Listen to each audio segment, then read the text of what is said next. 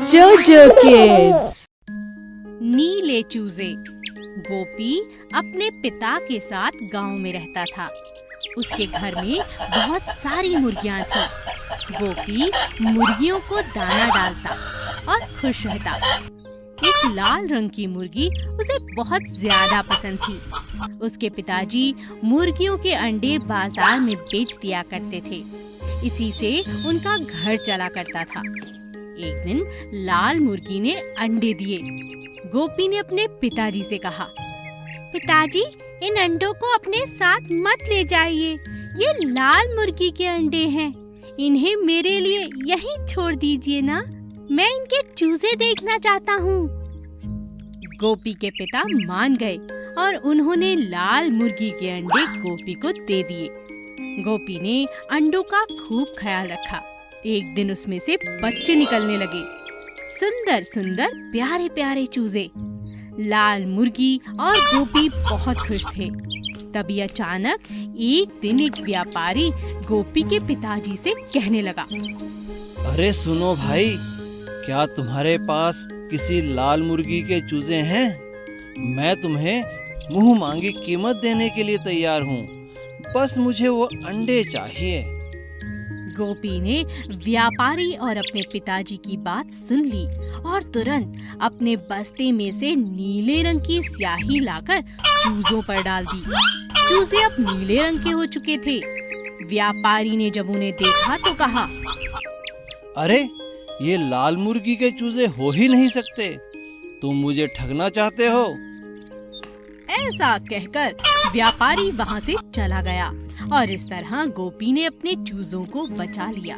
फिर उसने अपने पिताजी से कहा, पिताजी, मुझे माफ कर दो। मैंने ही इन्हें रंग दिया है। मैं ऐसा करना नहीं चाहता था, पर क्या करूं? मुझे इन चूजों से बहुत लगाव है। आप वादा कीजिए, आप इन्हें कभी नहीं बेचेंगे। मैं आपकी हर बात मानूंगा। गोपी के पिताजी को उस पर बहुत प्यार आया। उन्होंने उसे कहा, ठीक है बेटा, घबराओ मत।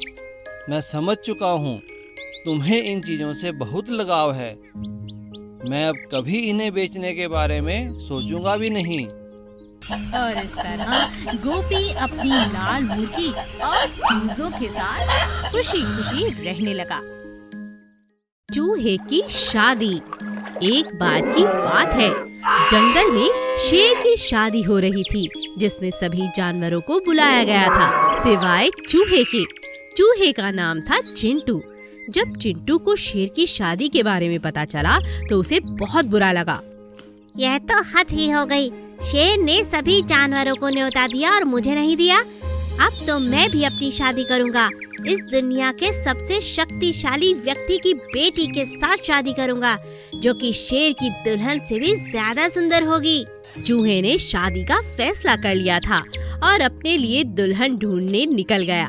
रास्ते में उसकी मुलाकात हाथी से हुई। हाथी का नाम भोला था।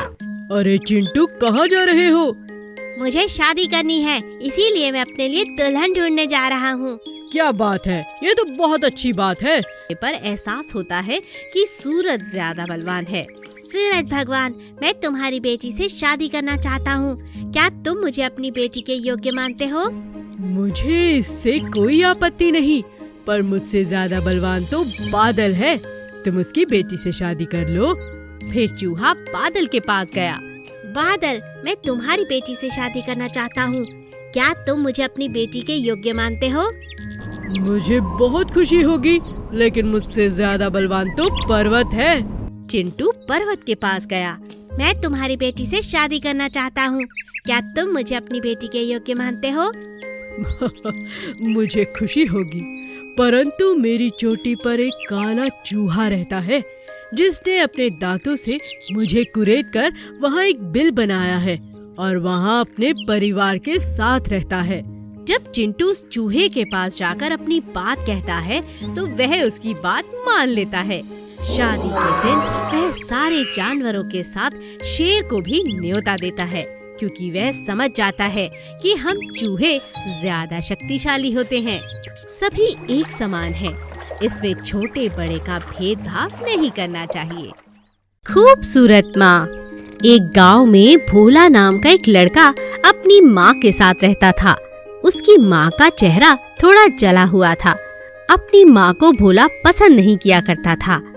माँ, तुम बहुत सुबह सुबह सामने मत आया करो। मुझे सुबह के समय सुंदर चीजें देखना अच्छा लगता है, तुम्हारा चेहरा नहीं। ठीक है बेटा, मैं तुम्हारा नाश्ता मेज पर रख दिया करूँगी, तुम इसे खा लिया करना। मैं सुबह के समय तुम्हारे पास नहीं आऊंगी, ठीक है? भोला हमेशा अपनी माँ को कभी अपने स्कूल नहीं आने देता। एक दिन उसकी माँ ने देखा कि स्कूल से टीचर ने माँ के लिए नोटिस भेजा है। माँ चुपचाप स्कूल पहुँच गई। इस बात से भोला बहुत नाराज हो गया। बेटा, मैं तो इसीलिए स्कूल आई थी कि टीचर तुम्हें न डांटे। नहीं माँ, तुम मेरा अपमान करने के इरादे से स्कूल आई थी। मेरे सभी दोस्त तुम्हें देखकर डर गए। ये तुमने ठीक नहीं किया। मुझे अब स्कूल छोड़ना होगा, वरना सब मेरा खूब मजाक उड़ाएंगे। ऐसा मत करो बेटा, तुम पढ़ोगे नहीं तो बड़े आदमी कैसे बनोगे? मेरा सपना है कि तुम बड़े होकर खूब तरक्की करो। नहीं माँ, अब मैं अपनी बेइज्जती बर्दाश्त नहीं कर सकता।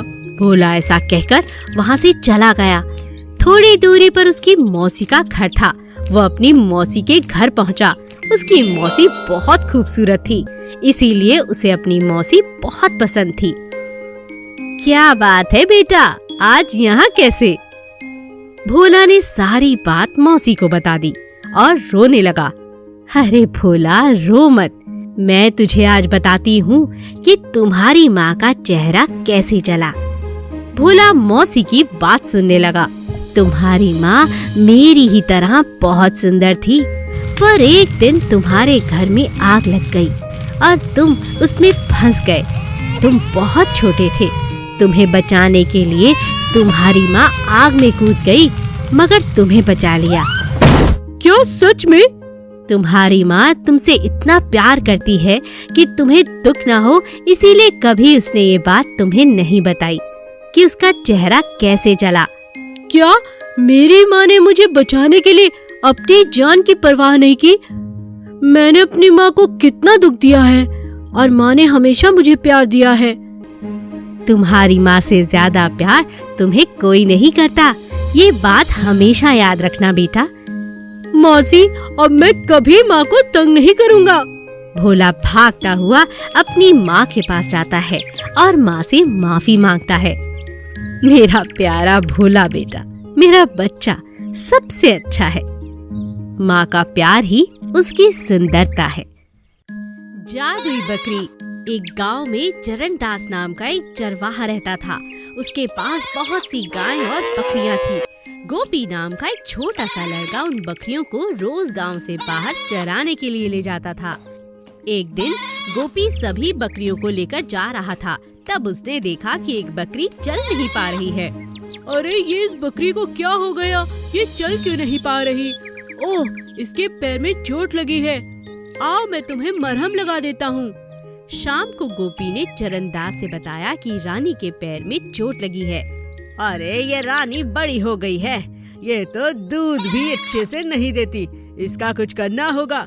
तुम जाओ, मैं देख लूँगा। अगले दिन भी रानी चल नहीं पा रही थी। उसका दर्द देखकर गोपी को बहुत दुख हुआ। गोपी दुखी होकर घर चला गया। क्या हुआ गोपी, आज बहुत उदास लग रहे हो बेटा? माँ, चरणदास की बकरियों में एक बकरी रानी है। उसके पैर में चोट लगी है, वो चल भी नहीं पा रही। वो रोज मेरे साथ चरने के लिए जाती है, पर वहाँ कुछ नहीं खाती, बस एक जगह बैठ जाती है। मुझे उसकी बहुत चिंता है माँ। क्या चरणदास उसका इलाज नहीं करवा रहा? नहीं। ठीक है बेटा, चिंता मत कर, मैं कल लेप बना दूंगी। वो तुम उसे उसके पैर पर लगा देना। खुद से घास काट कर उसके आगे डाल देना, वो खा लेगी। ठीक है माँ। कुछ दिनों बाद गोपी को पता चला कि चरणदास अपनी बकरियों को बेचना चाहता है। अब उसे रानी की चिंता होने लगी। उसे पता था कि चरणदास रानी को पसंद नहीं करता। गोपी, बकरियों को अच्छे से नहला धुला देना, साफ सुथरा कर देना। कल इनके लिए ग्राहक आएंगे। मैं बकरियां बेच रहा हूँ। अगले दिन बहुत से लोग आए और बकरियां खरीद कर ले गए, पर रानी को किसी ने नहीं खरीदा। लगता है ये रानी तो कसाई को बेचनी होगी। ये सुनकर गोपी को रानी की चिंता होने लगी। उसने अपनी माँ से कहकर रानी को खरीद लिया।